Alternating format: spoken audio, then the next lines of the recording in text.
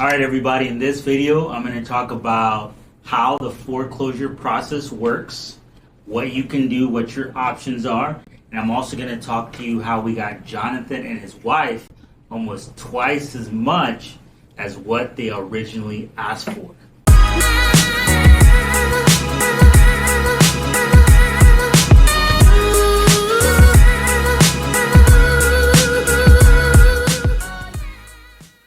All right, y'all, if you just inherited a home, if you have a fixer-upper, if you have a house you don't know what to do with, send it our way. We would love to give you a cash offer. All right, so let's talk about the foreclosure process and how it works. So before your house gets foreclosed on and the bank starts calling you and sending you demanding letters, the first sign that you're headed in the wrong direction is if you're struggling to make those monthly payments. If every month when your mortgage is due, you're extending it, usually lenders will give you that 10, 15-day grace period. You're extending it the 10-day grace period. You're barely paying it. That is a lead indicator that you're struggling with your mortgage. So before you get to the foreclosure point, here's some things you can do. Okay, so some things you can do right now if you're struggling to pay your mortgage is cut down your expenses, go through a list of all your expenses and your income, and subtract the things that are not necessary. We need to get you in a position where you're healthily paying your mortgage. Another thing you can do is increase your income. So a lot of people, when they're trying to make more income, they'll start a side hustle. Okay, why start a side hustle when you already have a main hustle? Figure out what you can do within your main hustle to make more money. So I came up in the sales industry. We used to do credit repair. So how was I able to increase my income in the credit repair industry? I started studying how can I be good at sales? How can I create more trust with my customers? How many calls do I have to make to get more sales? I started talking to the top producers in my office and asking them what are they doing to make more sales. I talked to my manager, how can I improve in my position to make more money? So I don't know what industry or job you do, but you can follow those simple steps. Start getting better at your job. Study your specific position. See what you can do better. Talk to your manager. Ask them what you can do to increase your income. And that alone will help you increase your income. Another thing you can do is the second option is get a side hustle. If you're working a 9 to 5, maybe get another job on the weekends. This is going to increase your income. The third thing you can do to help you not go through foreclosure is perhaps get a roommate, get somebody to help you with the bills. All these things are going to help you with the foreclosure process. Now, how much time do you have before the bank takes your home? So in Texas, you have up to 120 days before the bank can take your home. Now, I don't want you to worry if you're already 60 days, 90 days behind. Maybe you lost your job, maybe you're going through a hard time. The number one thing you can do right now is call your lender, okay? Just as much as you don't want a foreclosure on your books, the lender does not want a foreclosure on their books at all. Generally speaking, they're going to have hardship programs where they can pause payments. I've seen them pause payments for 6 months. I've seen them pause payments for 90 days. This can help you drastically. Another thing I've seen them do is lower the payments for a certain period of time to help you get caught up, okay? Nobody wants you to go to foreclosure just as much as you don't want to go to foreclosure. So I hope that helped you guys. If you're struggling to make your payments, those are things you can do right now to help yourself. So like I said, it's 120 days. After that, they're going to give you a notice of default. And they're going to give you most likely up to 20 days for you to vacate the property. They're probably going to give you a date. It's usually the first Tuesday of the month. You still have options until that day.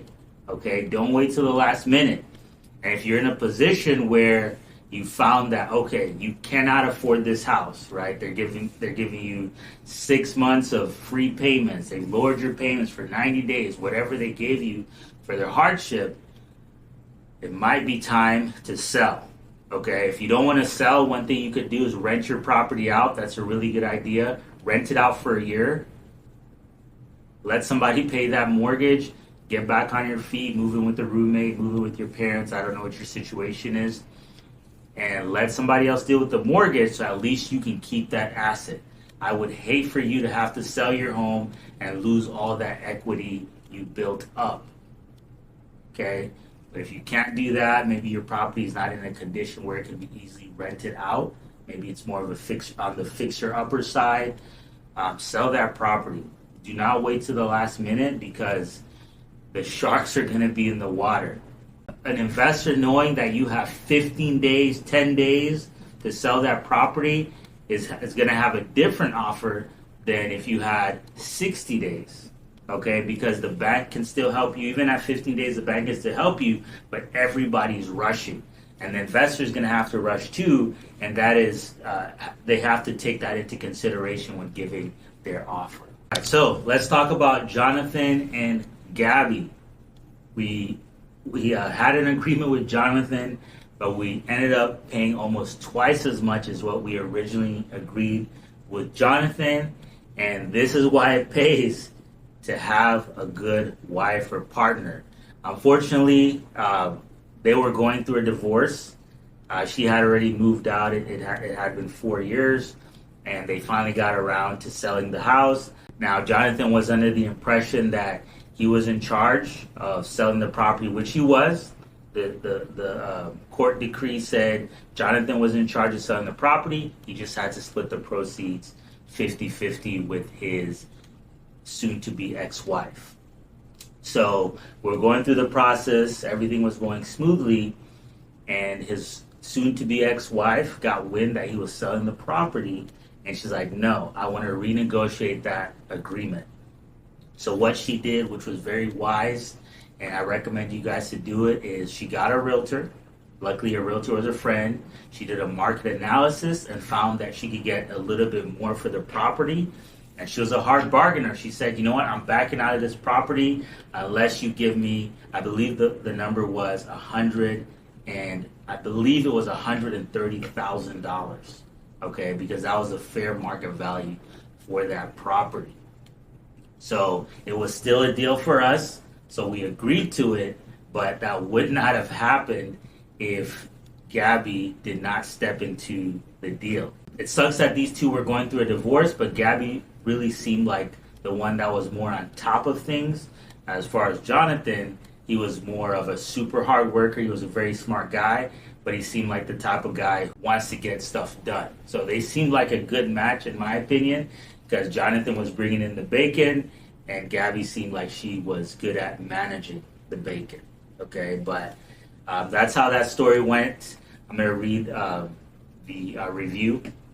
And it's always interesting to read these reviews because, you know, these are really tense situations. Sometimes you have to fight with the sellers as far as, you know, telling them what needs to be done. But you got to be honest with people, and they appreciate it. So Gabby said, Viri and Vince were both patient, understanding, and professional as they helped me sell my property. I can't imagine going through this process without them. So we always try to educate our sellers. Johnathen said, they have made the whole process easy and painless as possible. And they will work with you. I highly recommend OT investment groups to my friends and family. All right, guys, as you can see, we're thorough. I hope this video helped you with the foreclosure process. It gave you hope and options. And if you need to sell your house, please reach out to us. Until next time.